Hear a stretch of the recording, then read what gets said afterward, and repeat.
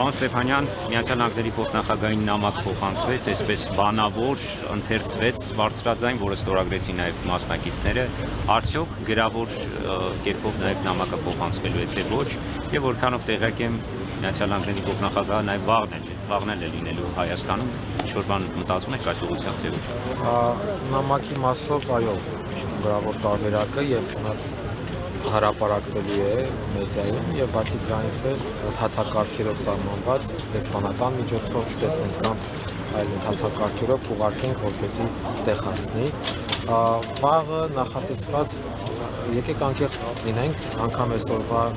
բանը որակարգը չունենք եւ եթե նկատում եք շատ սպոնտան ամեն ինչ կազմակերպվում, վստահ եմ, որ վաղվա միջոցառումների որոշակիություն ունենալու դեպքում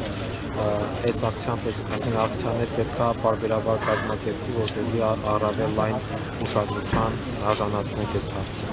Բայց ասենք ես այսօր այս պայմանությամբ չգիտեմ, կա որոշակի տեղեկություն, որ Ծերնակաբերդ այց եւ ևս պլանավորված է, բայց դեռևս ժամերի եւ հստակության խնդիր կա։ Եվ ինչ է կարծում, արդյոք Միացյալ Նահանգների իշխանությունների կամքը բավարար է այս հարցը լուծելու համար առանց Հայաստանի Հանրապետության իշխանությունների համաձայնության։ Ես կարծում եմ, որ մեր այս ակցիաների ամենակարևոր նպատակը այն պետք է լինի, որ ցույց տրվի, որ անկախ նրանից թե Հայաստանի իշխանությունները ինչ են խոսում ձեզ հետ կամ չեն խոսում, Ամերիկային են վերաբերում, իմացեք, որ այս խնդիրը մեծ համար կարևոր է եւ Բաքու այցի ժամանակ այս խնդիրը եւս խնդրում եք ներառել օրակարգ։ Ես կարծում եմ, որ ցանկության պարագայում Ամերիկայի Միացյալ Նահանգները, հատկապես Թրամփի ադմինիստրացիան իզորու է այդ հարցը կարգավորել, այսինքն ես կարծում եմ, որ մեծ ուշադրություն դարձնելու պարագայում հնարավոր է վերադարձնել